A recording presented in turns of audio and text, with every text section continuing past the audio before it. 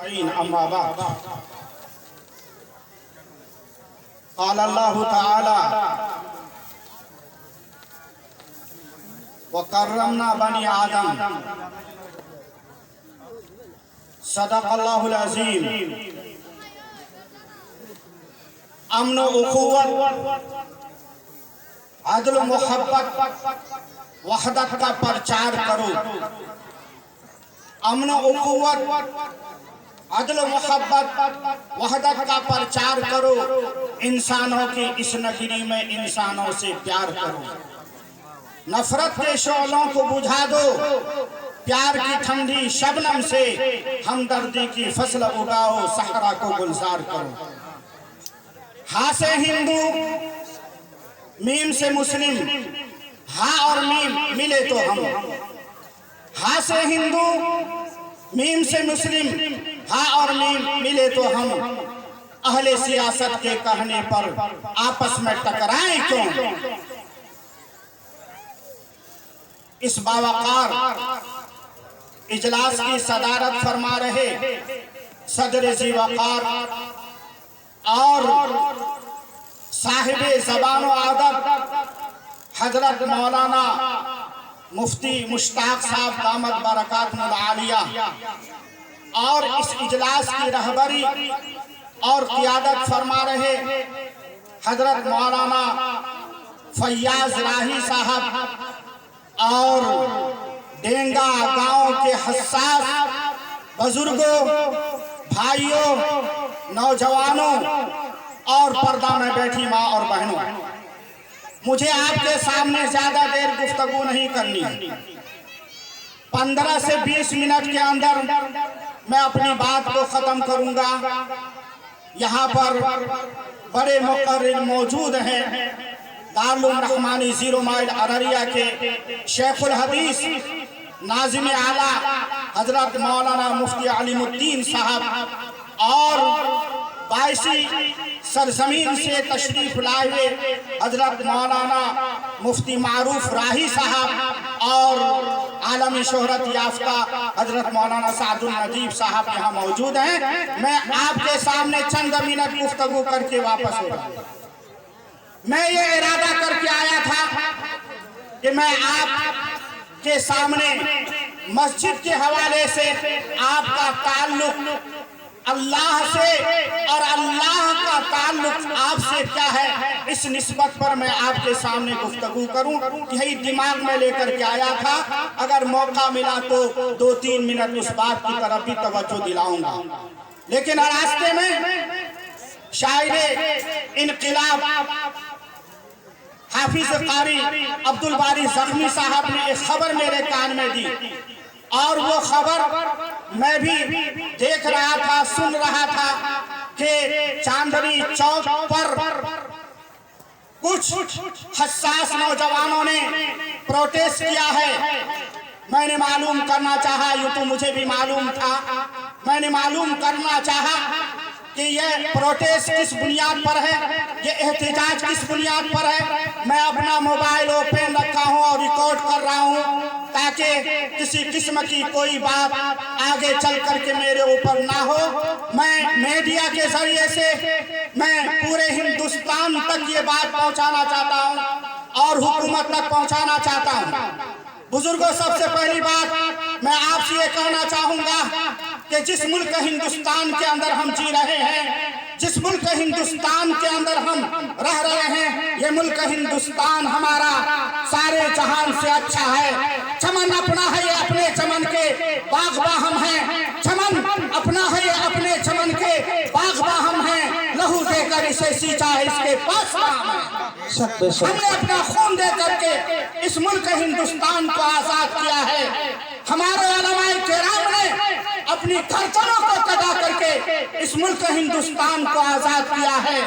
اگر یہ علماء کرام ملک ہندوستان کی آزادی میں حصہ نہ لیتے، اگر یہ مسلمان برادران وطن کے ساتھ مل کر کے اس ملک ہندوستان کی آزادی میں حصہ نہیں لیتے، تو پھر آج یہ ملک ہندوستان کا خوبصورت نقشہ ہمارے سامنے نہیں ہوتا. ہم انگریز کے غلام آج بھی ہوتے، لیکن ہمارے اکابر نے، ہمارے वतन के साथ और बिरादरान वतन ने उलमा के साथ मिल करके इस मुल्क हिंदुस्तान को आजाद किया है। ये मुल्क हिंदुस्तान हमारा हुब्बुल वतनी की बुनियाद पर कह सकते हैं ये दारुल खिलाफत, दारुल इंसानियत, दारुल नबुवत है ये मुल्क हिंदुस्तान। इस मुल्क हिंदुस्तान की आबरू को बचाने के लिए, इस मुल्क हिंदुस्तान के वकार को बचाने के लिए अगर आज भी हमें जरूरत पड़ेगी तो हम अपना खून देने के लिए तैयार हैं।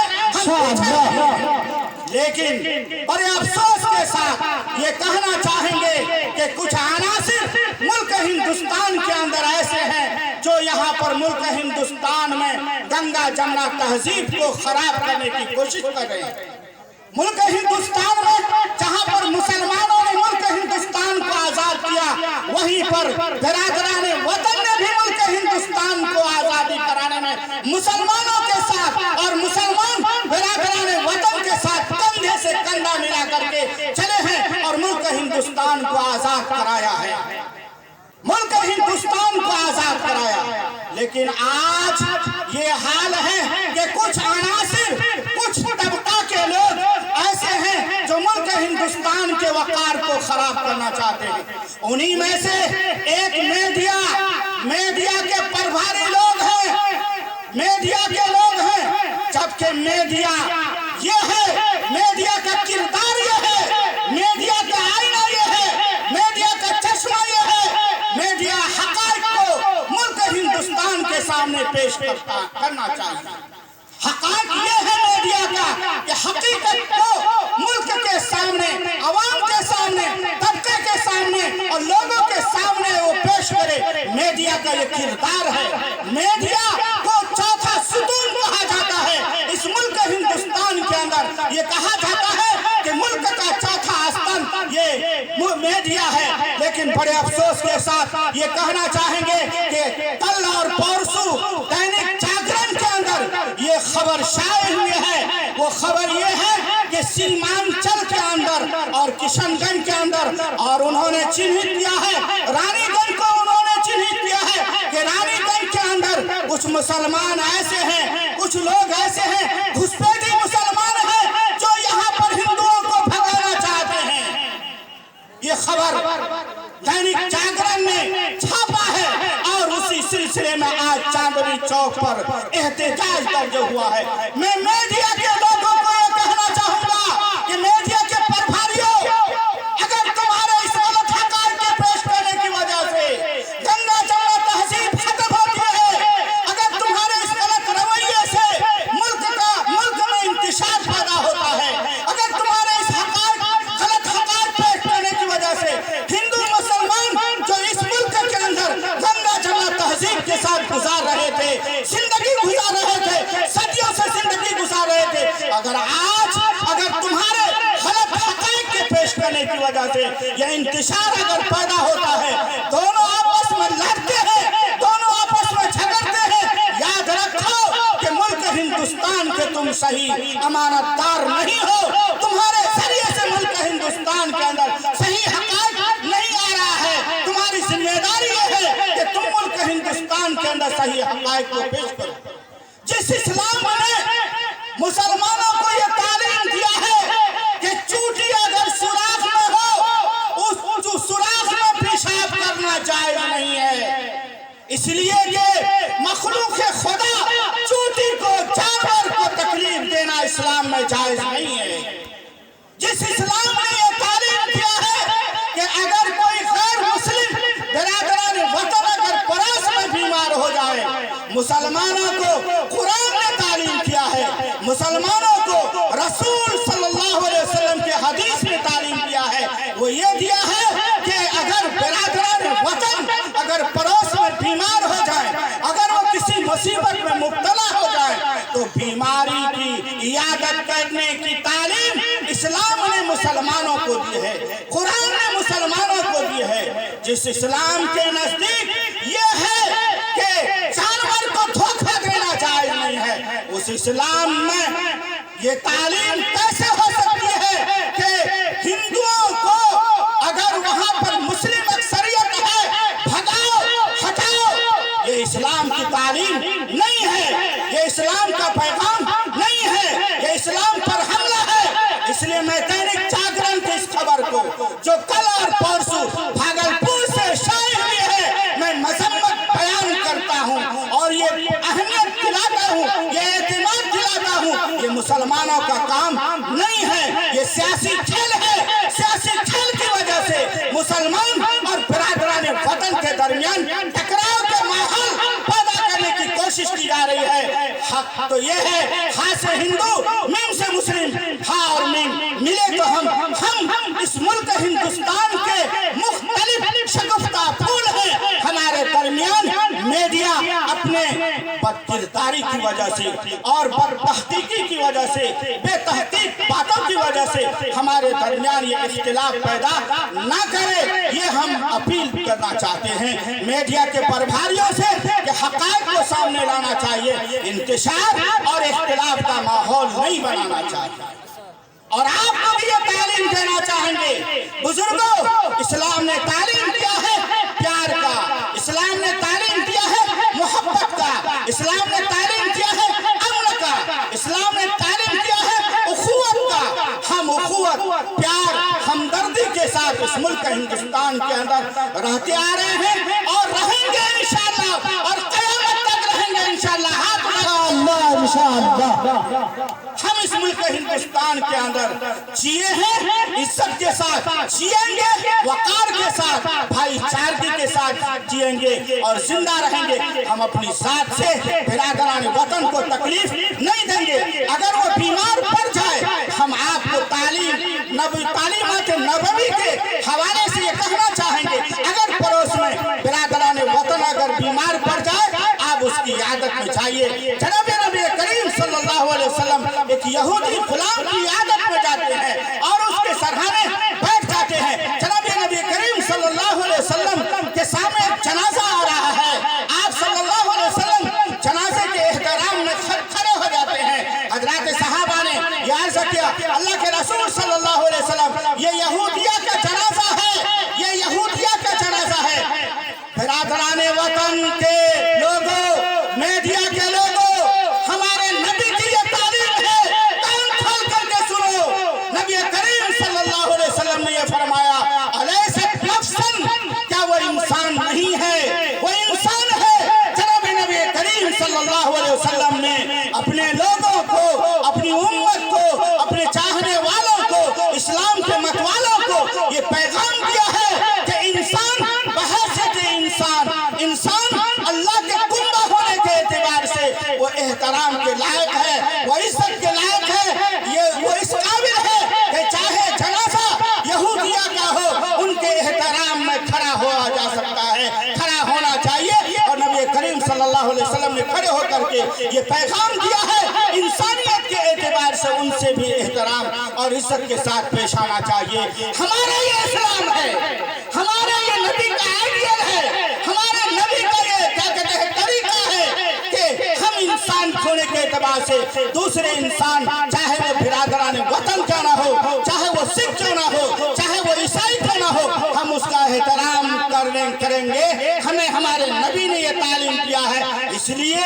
یہ الزام ہوگا کہ مسلمان اپنے علاقے سے غیر مسلموں کو بھگا رہے ہیں، جیسا کہ دینک جاگرن میں چھپا ہوا ہے، یہ ہم اس کی تردید کرتے ہیں۔ یہ مسلمانوں کا، اسلام کے چاہنے والوں کا، نبی کے متوالے کا یہ طریقہ نہیں ہے۔ اس لیے میڈیا کے لوگوں سے یہ کہنا چاہیں گے کہ اس طرح کے پیغام کو چھاپ کر کے آپ لوگوں کے درمیان اور سیمانچل کے مسلمان اور برادران وطن جو بہت اچھے ڈھنگ سے چل رہے ہیں، پورے ہندوستان میں سیمانچل کا تذکرہ ہے، سیمانچل کو پراگنڈا نہ کرے، سیمانچل کے وقار کو خراب نہ کرے۔ آج یہ ہم دیں گا کہ اس اجلاس سے میڈیا کے لوگوں کو پیغام دینا چاہیں گے کہ آپ باز آ جائیے، اور حکومت سے بھی اپیل کرنا چاہیں گے کہ اگر وہ حقیقت کا پتہ لگائے، اگر وہ حقیقت نہیں ہے تو پھر حکومت کی بھی ذمہ داری بنتی ہے کہ جو شخص ملک ہندوستان کے اندر وقار اور انتشار، وقار کے خلاف انتشار کا ماحول پیدا کرتا ہے، ان کی گرفتاری کرے، ان پر لگام لگائے۔ یہ हम हुकूमत से भी आज अपील करना चाहते हैं।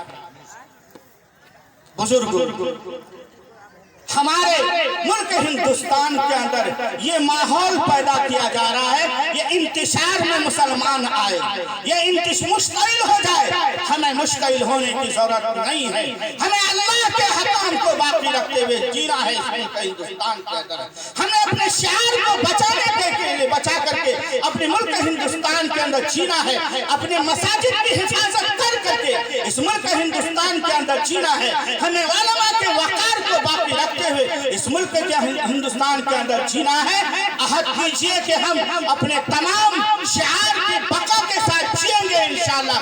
हिम्मत पैदा कीजिए अपने अंदर, हाथ उठा के इंशाअल्लाह इंशाअल्लाह के साथ जिएंगे इंशाअल्लाह। कि आपका ताल्लुक अल्लाह से है, आपका ताल्लुक अल्लाह से है। अल्लाह के आप महबूब बंदे हैं, अल्लाह के आप महबूब बंदे हैं।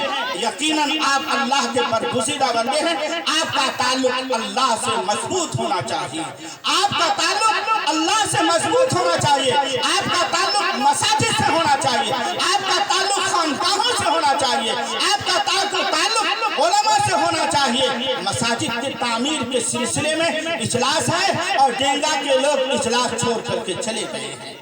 ये हाल है, मसाजिद में नमाज पढ़ने वाले चंद मादूद लोग रह गए हैं।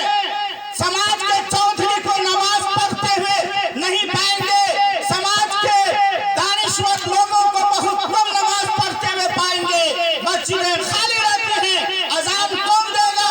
समाज का जो लगड़ा रहेगा वही अजान देगा, समाज का जो कन्ना होगा वही अजान देगा।